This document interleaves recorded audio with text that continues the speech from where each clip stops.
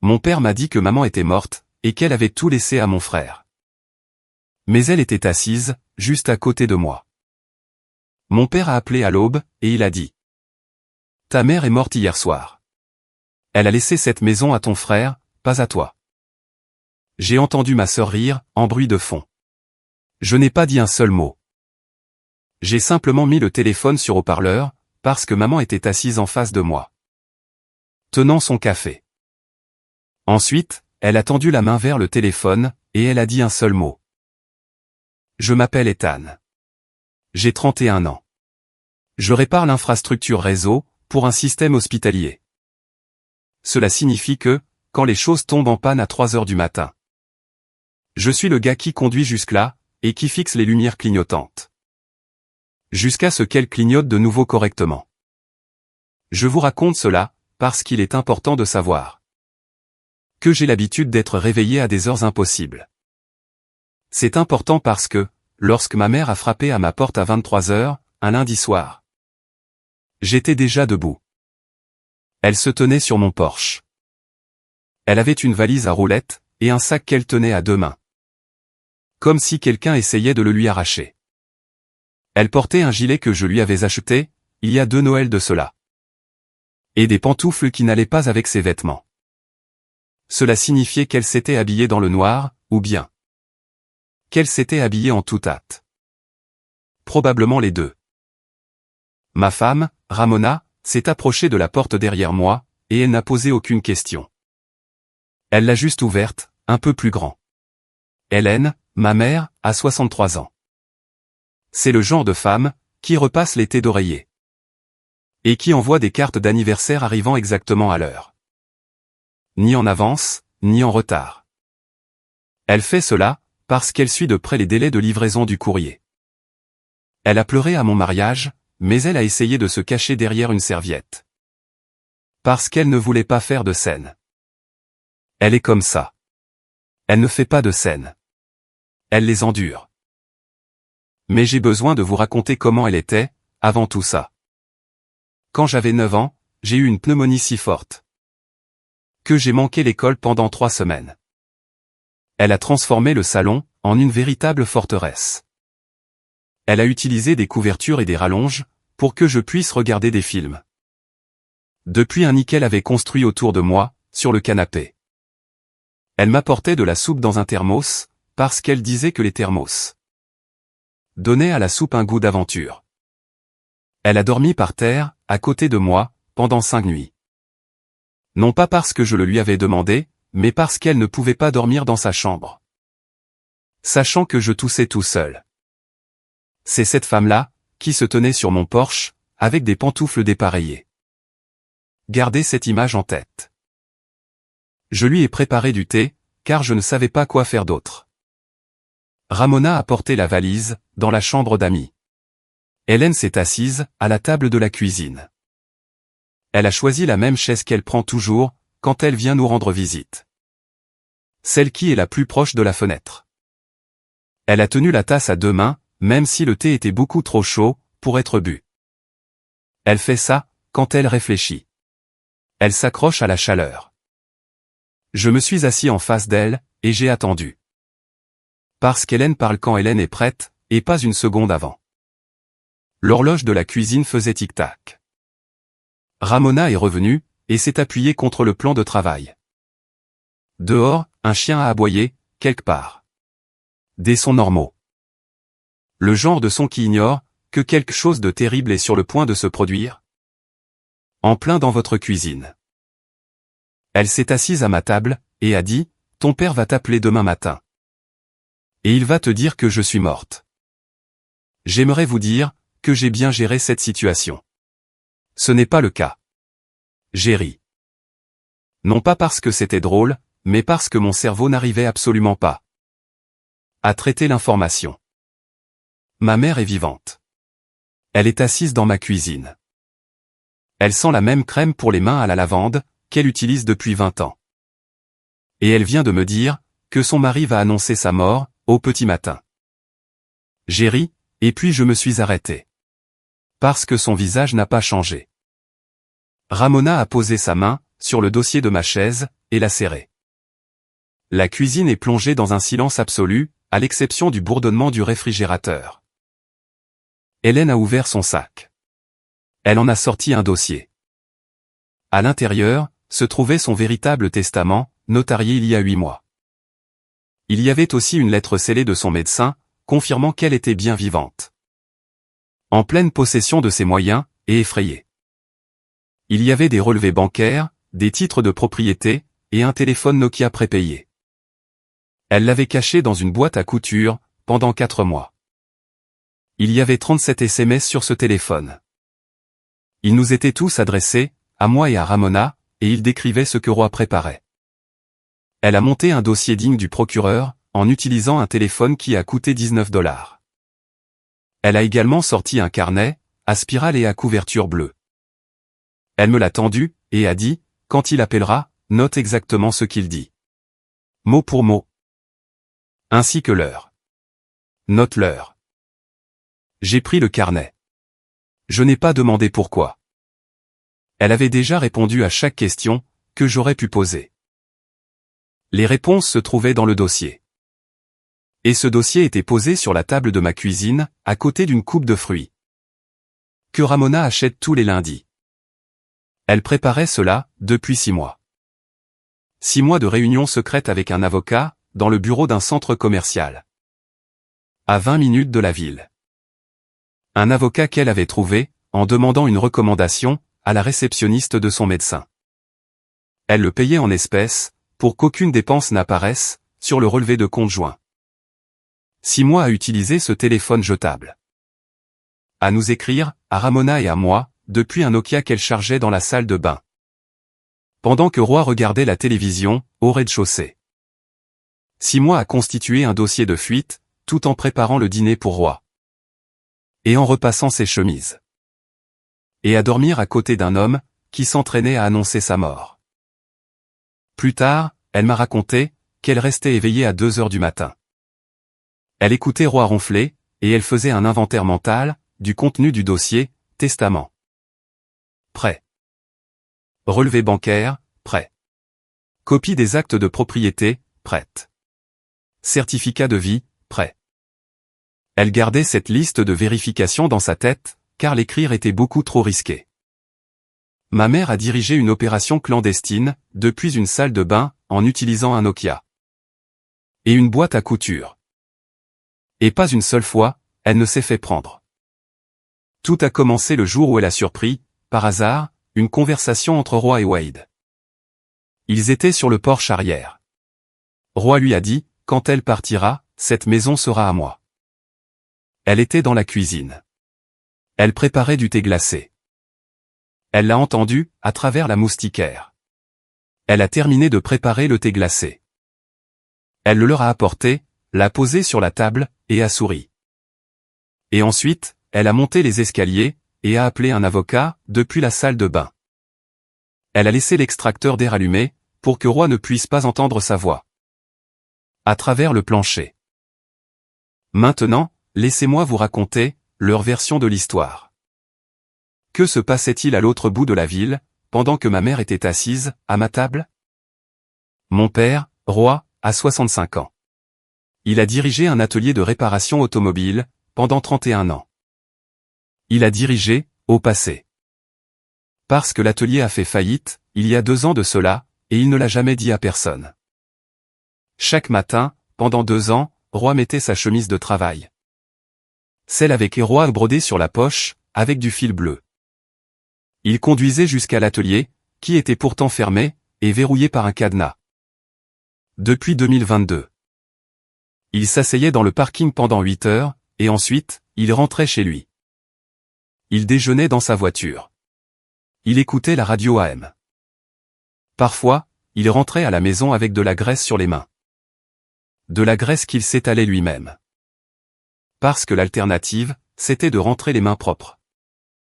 Et de devoir répondre à des questions. 2 ans de mensonges. 2 ans à s'asseoir dans un parking, devant un commerce mort. En mangeant des sandwichs de station-service, dans une solitude absolue. Hélène l'a découvert, il y a 3 mois.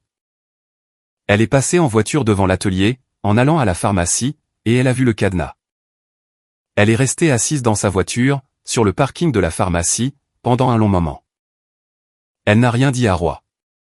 Elle a simplement ajouté ça, dans le dossier.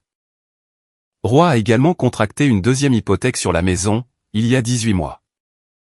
Il a falsifié la signature d'Hélène. Ce n'était pas une bonne falsification.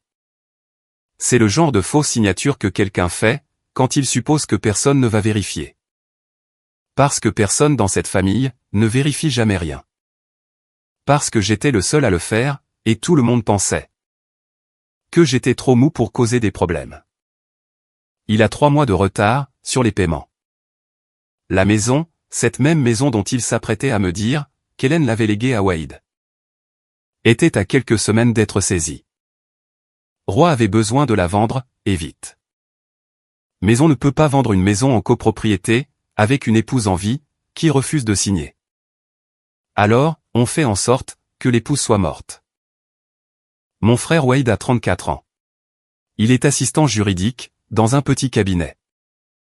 Il a accès à des sceaux notariaux. Il a utilisé cet accès pour authentifier un faux testament, qui avait été rédigé par Roy, dans lequel il laissait la maison tout entière à Wade. Wade a également organisé une évaluation de la maison, via un contact dans l'immobilier.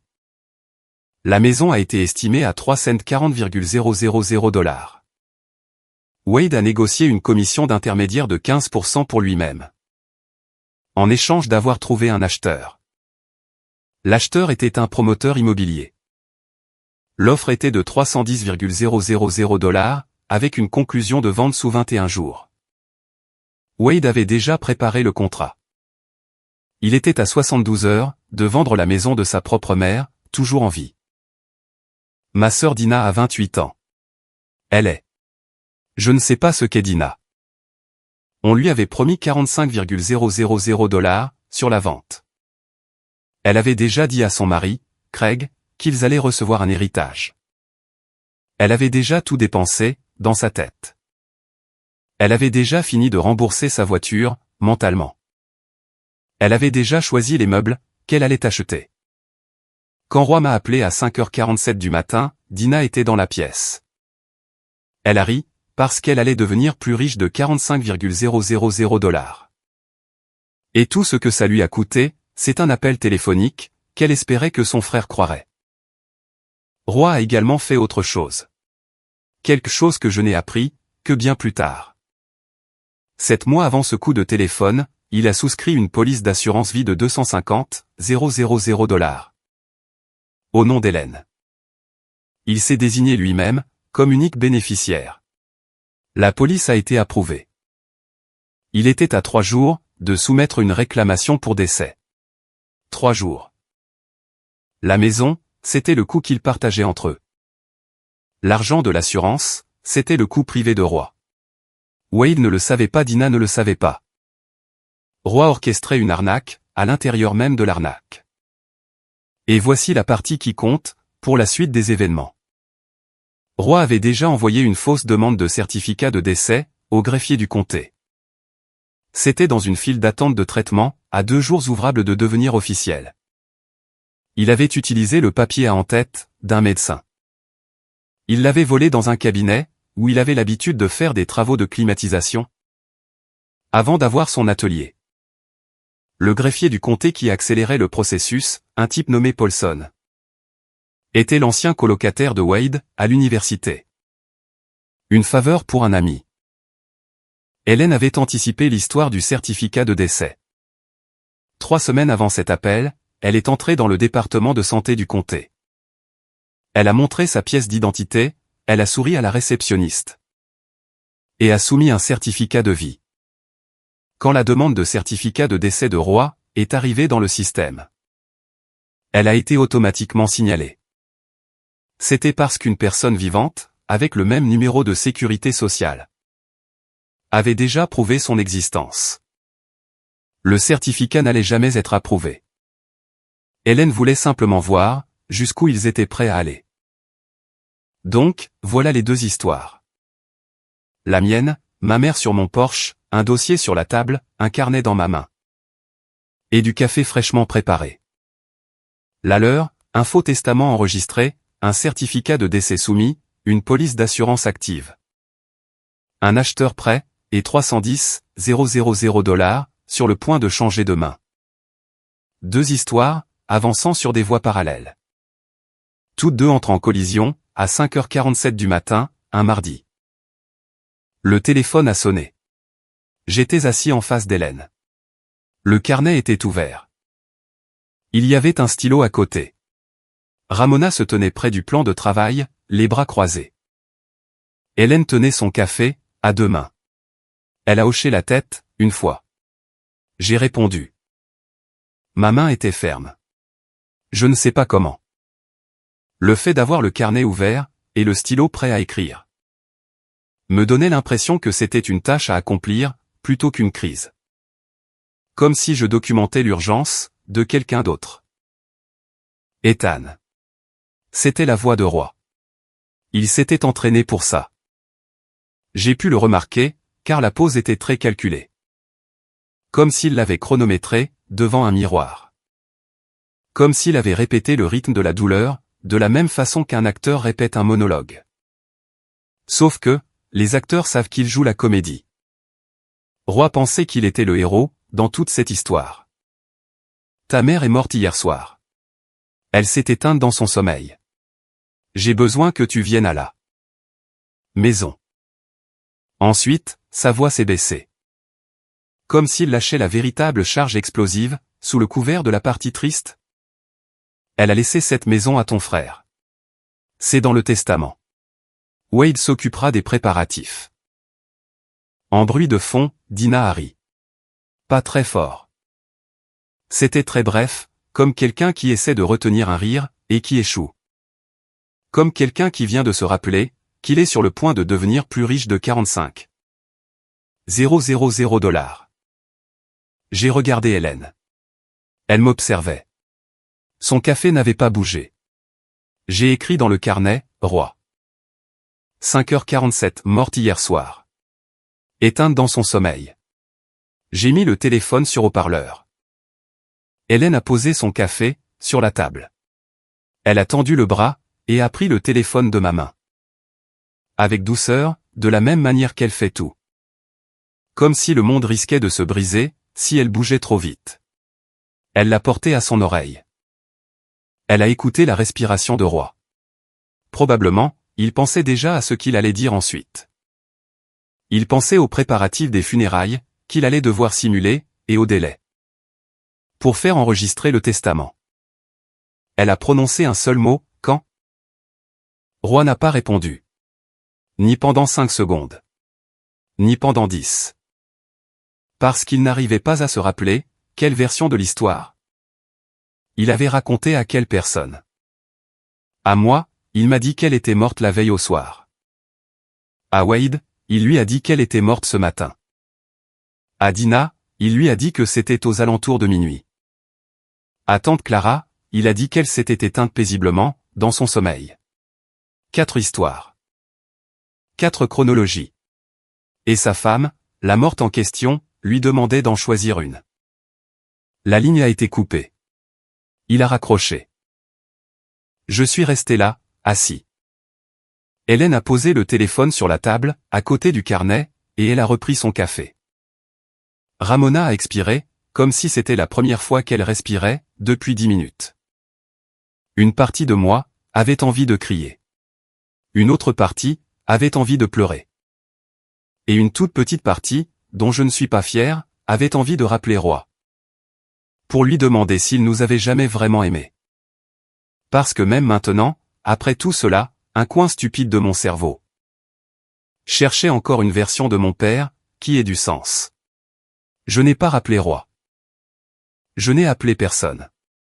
Je suis resté assis, à la table de la cuisine, pendant environ 20 minutes.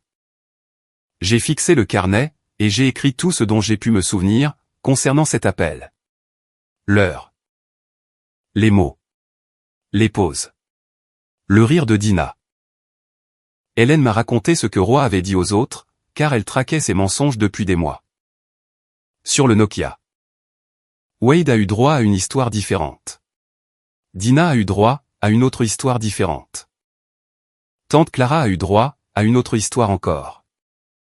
Ramona était restée debout, près du plan de travail, pendant tout ce temps.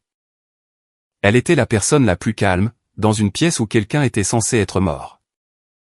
Alors, elle a dit, envoie le message. Elle l'a dit, comme si elle me rappelait de sortir les poubelles. Comme si c'était une évidence. Comme si la seule question, c'était de savoir pourquoi, j'étais encore assis là. J'ai envoyé un seul SMS groupé.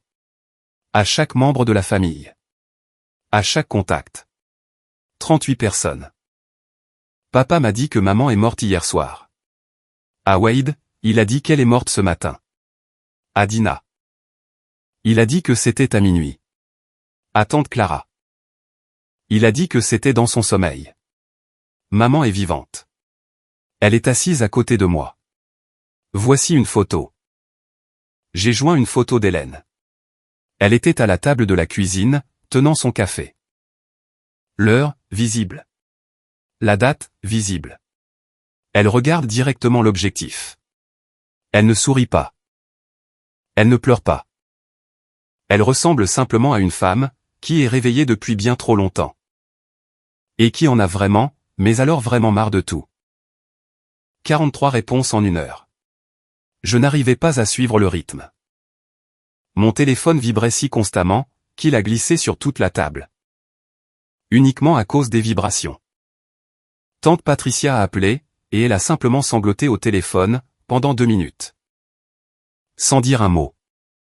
Mon cousin Marcus a envoyé un message vocal. C'était principalement du silence, suivi d'un « C'est quoi ce bordel ?» Et puis, encore du silence. Beverly, l'amie d'Hélène qui la connaît depuis 40 ans. Prévoyait déjà ce qu'elle allait porter pour les funérailles. Mais au lieu de ça, elle a appelé Hélène directement. J'ai pu entendre Beverly hurler, depuis l'autre bout de la cuisine. Des cris de joie. Le genre de cri qui ressemble à des pleurs, parce que c'en est. Le téléphone de Roy envoyait les appels, directement sur la messagerie vocale. Wade m'a envoyé un seul message, « Tu dois te calmer ». 4 mots. C'est tout ce qu'il a envoyé. Sa mère est vivante. Son faux testament a été mis à découvert. Sa fraude notariale est sur le point d'être révélée, au grand jour. Et sa seule réponse c'est « Tu dois te calmer ». Je l'ai montré à Hélène. Elle l'a regardé, de la même manière qu'on regarde une tache sur une chemise. Qu'on allait de toute façon jeter à la poubelle. Dina a bloqué tout le monde. Nous tous. Tous les numéros de téléphone. Elle a disparu, en l'espace de 4 minutes. Mais ensuite, la famille a commencé à faire quelque chose, que je n'avais pas prévu. Ils ont commencé à transférer des messages. L'oncle Gene a transféré un SMS, dans lequel Roy lui demandait de confirmer l'histoire de la mort. Au cas où quelqu'un poserait des questions.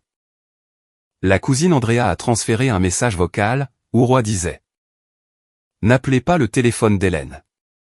Je l'ai déjà déconnecté. » Tante Patricia a transféré un email de Wade. Il contenait les coordonnées de l'évaluateur immobilier, et une note disant « Ne parle pas de ça à Ethan. » Clara, la sœur de Roy, sa propre chair et son propre sang, a répondu au message groupé. Avant tout le monde. Elle a écrit. Je le savais. Je lui ai dit de ne pas le faire. Il ne m'a pas écouté. Je suis tellement désolé. Hélène.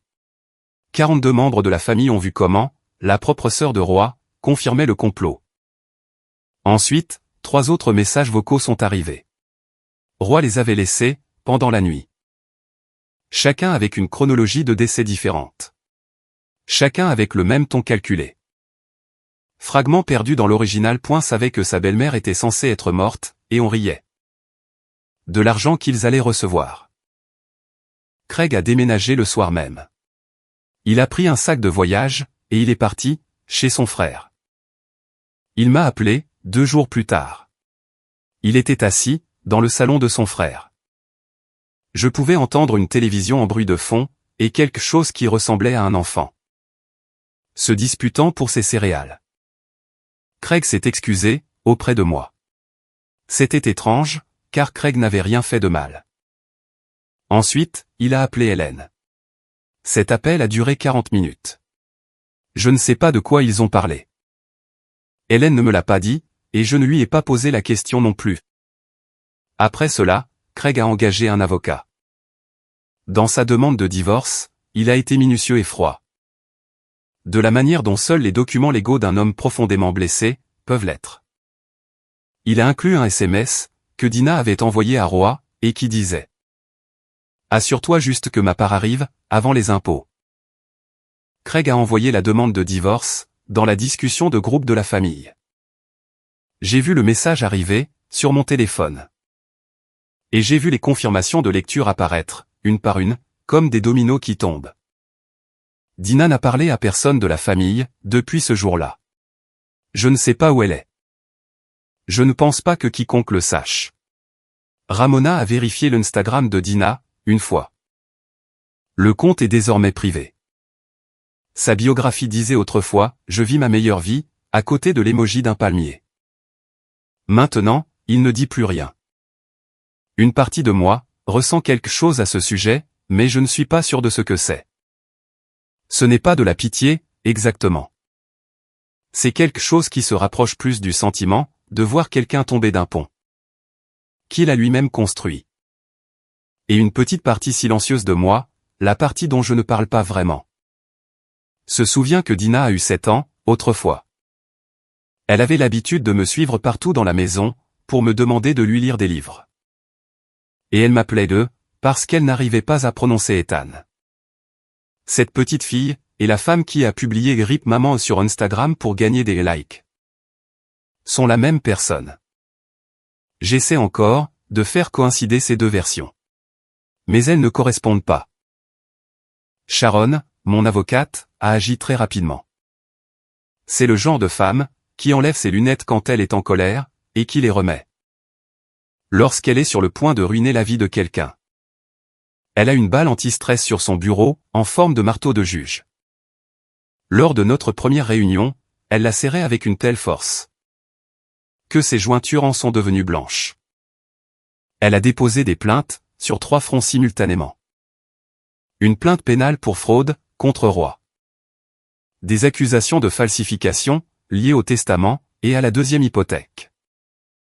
Et, pour finir, une requête auprès de la division des fraudes de la compagnie d'assurance. Concernant la police de 250 000 $. L'enquête sur le certificat de décès a frappé en premier. Lorsque le bureau du greffier du comté a examiné la demande de Roy, ils ont découvert que Paulson, le camarade d'université de Wade, avait accéléré la procédure pour rendre service. Quand les enquêteurs se sont présentés au bureau de Paulson, il était en train de manger un burrito de petit déjeuner. Il a mis le burrito de côté. Il a répondu à 3 questions. Ensuite, il a essayé de supprimer le fichier du système, alors que l'enquêteur était toujours là. Dans la même pièce. Le système a enregistré la tentative de suppression, en marquant l'heure et son identifiant d'utilisateur. Désormais, Paulson faisait face à des accusations d'obstruction, en plus de tout le reste. Il a repris son burrito en main, mais il n'a pas pris une seule bouchée. Il est juste resté là, à le tenir. Le certificat de vie d'Hélène était déjà dans le dossier. Elle les avait pris de court dans le système. 3 semaines avant même qu'il n'essaie de l'utiliser. Ma mère a surpassé en intelligence un assistant juridique, un greffier du comté et un escroc de 65 ans. Tout cela, en utilisant un vieux Nokia, et en faisant un trajet jusqu'au département de la santé. La compagnie d'assurance n'a pas négocié. Ils ne le font jamais. Ce n'est pas comme ça qu'ils fonctionnent, quand quelqu'un dépose une réclamation pour décès. Pour une personne qui est bien vivante. Un enquêteur antifraude a appelé Sharon, dans les 48 heures suivant la réception de la demande. Une réclamation de 250 000 $, pour la mort de quelqu'un qui vit, c'est le genre de choses qui met des départements entiers en état d'alerte. La police de Roy a été annulée. Ses paiements de primes ont été confisqués. Et l'enquête a été transmise au bureau du procureur général de l'État. Cela se produit parce qu'une fraude à l'assurance d'un tel montant franchit une limite que les tribunaux locaux ne gèrent pas. Roy ne perdait pas seulement un procès. Il était en train de se bâtir un véritable casier judiciaire. Wade a craqué, le 9e jour. Parfois, je pense à ce chiffre. 9 jours. C'est le temps qu'a duré la loyauté dans ma famille, quand les conséquences sont apparues. Quand la Chambre des notaires a ouvert son enquête. Quand l'enquête du greffier du comté l'a désigné comme co-conspirateur. Quand l'associé directeur de son cabinet l'a convoqué dans une salle de conférence qui, apparemment, sentait le vieux café et les nouvelles conséquences. C'est à ce moment-là que Wade m'a appelé. Pas pour s'excuser. Pas pour donner des explications. Il a appelé pour conclure un accord. Il a proposé de témoigner contre Roy en échange de clémence. Pour son accusation de fraude notariale. Il a fourni des SMS, des emails et un fichier audio. C'était un enregistrement qu'il avait fait secrètement de Roy, dans un restaurant. Pendant qu'il détaillait tout le plan, au-dessus d'un sandwich. Roy a tout déballé, entre deux bouchées. Il parlait de vendre la maison de sa femme, comme s'il décrivait un projet de bricolage. Pour le week-end. Wade a livré son propre père, pour une réduction de peine. Et Roy l'a appris, par l'intermédiaire de son propre avocat. Après le SMS de groupe. Après les poursuites judiciaires. Après que Roy s'est enregistré dans un motel, à 40 minutes de la ville. Et a cessé de répondre à son téléphone. Hélène et moi, nous sommes allés à la maison. Ramona a conduit la voiture, parce que mes mains tremblaient à nouveau. Hélène s'est assise sur la banquette arrière, et n'a pas parlé. Elle regardait la route. Je la regardais, à travers le rétroviseur. Elle paraissait beaucoup plus petite, là sur la banquette arrière, qu'elle ne l'avait jamais semblé. Dans sa propre cuisine. La maison était verrouillée à clé. Mais Hélène en avait une, sur une chaîne, qu'elle portait autour du cou, cachée sous son gilet. Elle avait porté la clé de sa propre maison, comme si c'était un secret vital, pendant 6 mois. La maison sentait la poussière, et le renfermait. Le vieux journal, la nourriture au micro-ondes, et la solitude. L'odeur très spécifique d'un endroit, où quelqu'un mange seul depuis un certain temps. Sans jamais ouvrir les fenêtres. Les bottes de Roy étaient près de la porte. Sa veste était sur le porte-manteau. La télécommande de la télévision était posée sur la coudoir de son fauteuil inclinable. Exactement là, où il la laissait toujours. Tout semblait normal. Mais la normalité, c'est l'endroit où se cachent les pires choses. Hélène est allée directement au placard de la chambre principale. Derrière les manteaux d'hiver. Derrière une boîte de décoration de Noël, qui n'avait pas été ouverte depuis 4 ans. Là, il y avait un coffre-fort. Le coffre-fort de Roy. Ce coffre que Roy pensait qu'Hélène ignorait. Elle l'a ouvert. La combinaison, c'était sa date d'anniversaire à elle. Je ne sais pas ce que cela signifie, et je n'ai pas envie d'y penser trop longuement. À l'intérieur, il y avait 34,000 $ en espèces, empilés et attachés avec des élastiques. 4 montres, que Roy avait dit à Hélène avoir vendues. Les bijoux originaux d'Hélène. Un collier de perles et 2 bagues, que Roy avait déclaré voler il y a 2 ans. Et pour lesquels il avait touché l'assurance. Et il y avait un dossier, étiqueté, après Hélène. À l'intérieur du dossier, se trouvait le faux testament. Le brouillon du certificat de décès. Une chronologie écrite à la main, détaillant la vente de la maison. Et une note disant, appelez l'évaluateur après la cérémonie commémorative. Après la cérémonie commémorative. Il avait planifié une cérémonie commémorative. Pour sa femme qui respirait encore. Il avait un calendrier complet pour ça. Étape 1, étape 2, étape 3. Appeler l'évaluateur après les funérailles. Programmer la conclusion de la vente, avant la fin du mois. Mettre les meubles en vente aux enchères. Tout cela, comme si elle n'était qu'un élément de plus, dans un plan de projet. Comme si 34 ans de mariage, n'avaient été qu'une phase d'entreprise. Qu'il gérait jusqu'à son achèvement. J'ai laissé le dossier sur le lit. J'ai marché jusqu'à la salle de bain. J'ai ouvert le robinet du lavabo, et j'ai laissé couler l'eau. Je ne sais pas pourquoi j'ai fait ça. Je n'avais pas besoin de me laver les mains. J'avais juste besoin d'entendre le bruit de l'eau, au lieu du bruit du vide. Parce que le vide, c'était le son à l'intérieur de ma tête. C'était le son d'un homme, en train de lire le plan de son propre père. Visant à liquider la vie de sa mère, comme s'il s'agissait d'un excédent de stock. Hélène a ramassé le collier de perles. Elle l'a tenu, pendant un long moment. Elle a passé son pouce sur le fermoir, de la même façon qu'on touche quelque chose qu'on pensait ne jamais revoir. Elle l'a rangé dans son sac. Elle a laissé tout le reste intact, pour que Sharon puisse le photographier. Et le cataloguer comme preuve. Nous avons verrouillé la maison. Ramona nous a ramenés. Hélène s'est de nouveau assise, sur la banquette arrière. Elle a dit une seule chose, pendant le trajet. Elle a dit, j'ai acheté ce collier avec mon propre argent, en 1994. C'est la première belle chose que je me suis offerte, juste pour moi. Ensuite, elle a regardé par la fenêtre, et elle n'a plus dit un mot. Je regardais la route. Je tenais la main de Ramona, sur la console centrale. J'essayais de ressentir quelque chose de spécifique, mais tout ce que je ressentais, c'était une avalanche de tout. Tout, en même temps. Ce qui est bien pire, que n'importe quel sentiment isolé. Parce qu'au moins, un sentiment unique, a une forme que l'on peut reconnaître. 5 mois. C'est le temps qu'il a fallu, pour que tout se résolve. 5 mois à passer les jeudis, dans le bureau de Sharon. 5 mois de documents légaux, arrivant dans des enveloppes en papier craft. Je les empilais sur le plan de travail, et je les ouvrais. Une fois que les enfants étaient endormis. Sauf que je n'ai pas encore d'enfants. Je veux juste dire, une fois que la maison était plongée, dans un silence absolu. Après que Ramona s'était mise à lire son livre. Après qu'Hélène s'était concentrée sur ses mots croisés.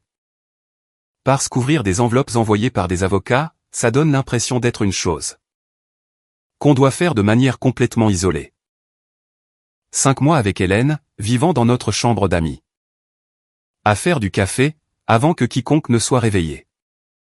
À résoudre des mots croisés sur la table de la cuisine, tous les matins. Et toujours sur la même chaise. Celle qui est près de la fenêtre. En portant le gilet que je lui ai acheté, et des pantoufles qui ne s'accordaient jamais. Avec le reste de ses vêtements.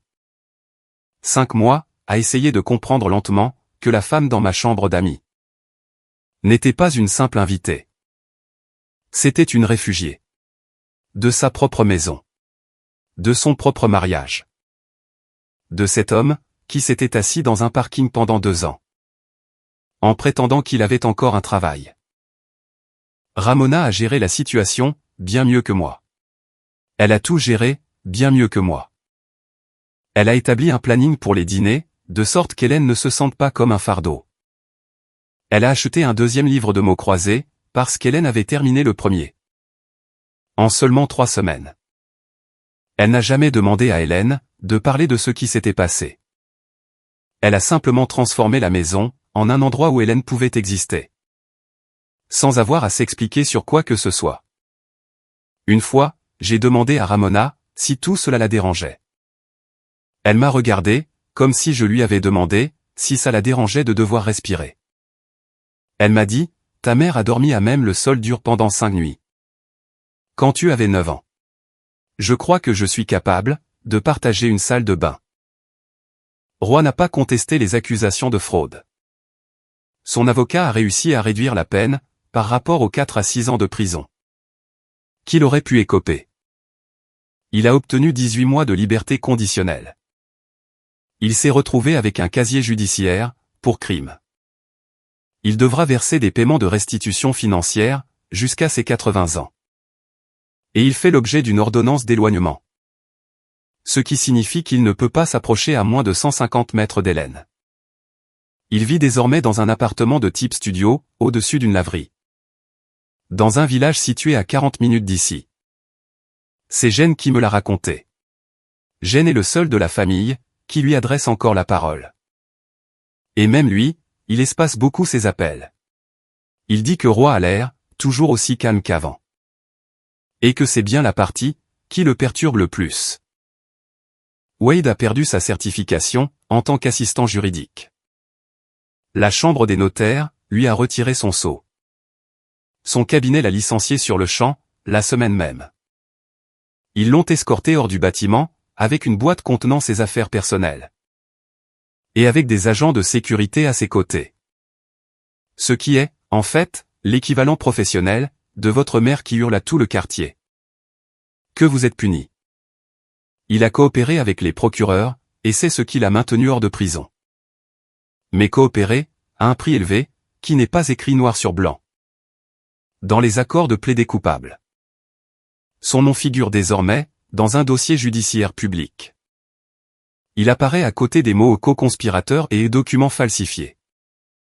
Ces mots vivront pour toujours sur Internet. Ils apparaîtront immédiatement, à chaque fois que quelqu'un cherchera son nom en ligne. Il travaille maintenant dans un centre de distribution et de stockage. Dans l'équipe de nuit.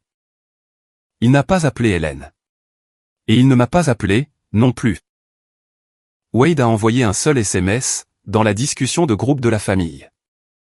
Il l'a fait, 6 semaines après que tout se soit calmé, je regrette vraiment. Mon implication là-dedans. 7 mots. Personne ne lui a répondu. Le message est resté là, avec la confirmation de distribution, et sans recevoir de réponse. Pendant 3 jours entiers. Après cela, il a quitté le groupe.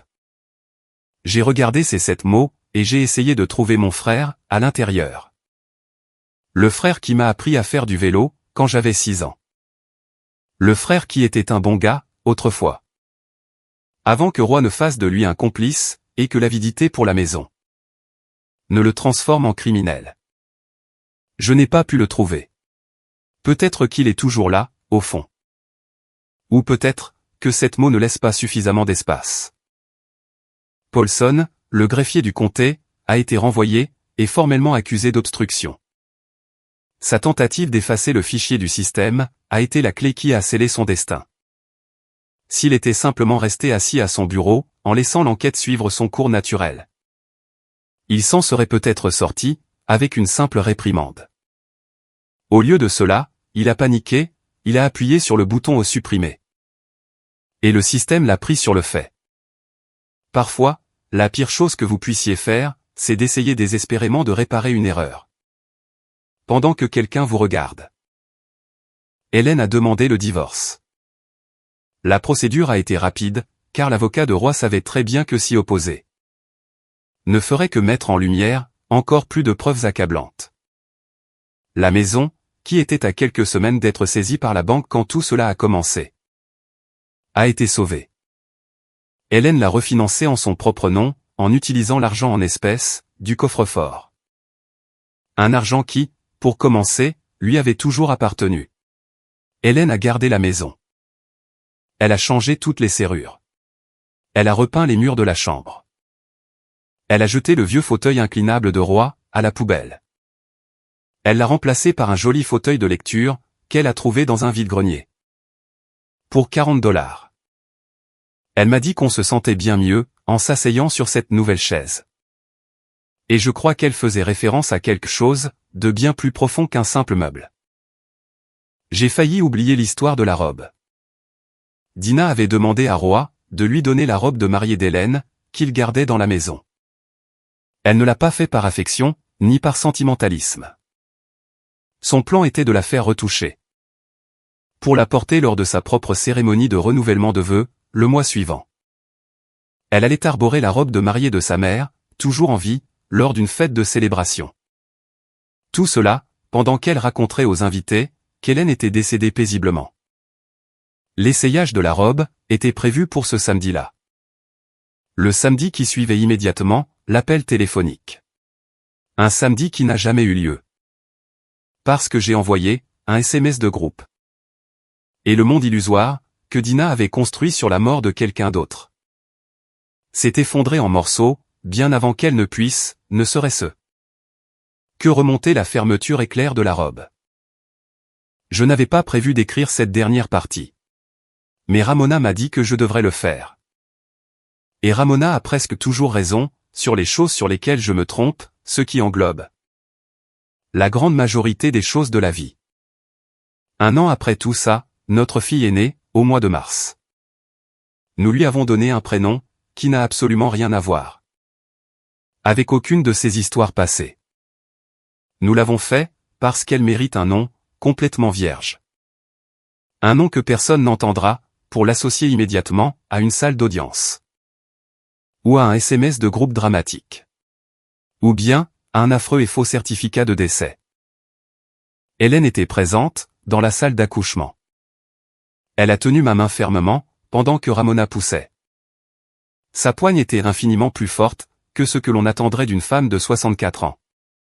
Dont le plus grand exercice physique, consiste à faire des mots croisés quotidiens. Et elle n'a rien dit. Elle s'est simplement accrochée à moi. Sa main était chaude, sèche, et ferme. À cet instant, j'ai pris conscience d'une grande vérité. La femme qui avait orchestré un brillant plan de fuite de 6 mois. En s'appuyant sur un téléphone jetable à $19, était la même femme. Qui avait dormi sur le sol froid, à côté de mon canapé, quand j'avais 9 ans. La même femme, qui m'apportait de la soupe dans un thermos spécial. Parce qu'elle disait que les thermos donnaient à la soupe un goût de grande aventure. C'est exactement la même femme. Les deux versions cohabitent en elle. Toutes deux sont aussi réelles, l'une que l'autre. Et elle était juste ici. Elle était vivante, et bien présente. Tandis que l'homme qui avait essayé de la rayer de la carte, était assis et seul. Dans un minuscule appartement, au-dessus d'une laverie bruyante, à 40 minutes de là. Elle, en revanche, était là. Elle me tenait la main, sur le point de rencontrer sa petite fille. La semaine dernière, Ramona a publié une magnifique photo, sur son compte Instagram privé. On y voyait Hélène, à la table de notre cuisine. Sur sa même chaise, comme toujours. Avec sa même tasse, comme toujours, mais cette fois-ci. Elle tenait notre petite fille dans ses bras. La légende disait simplement, 3 générations. Même table.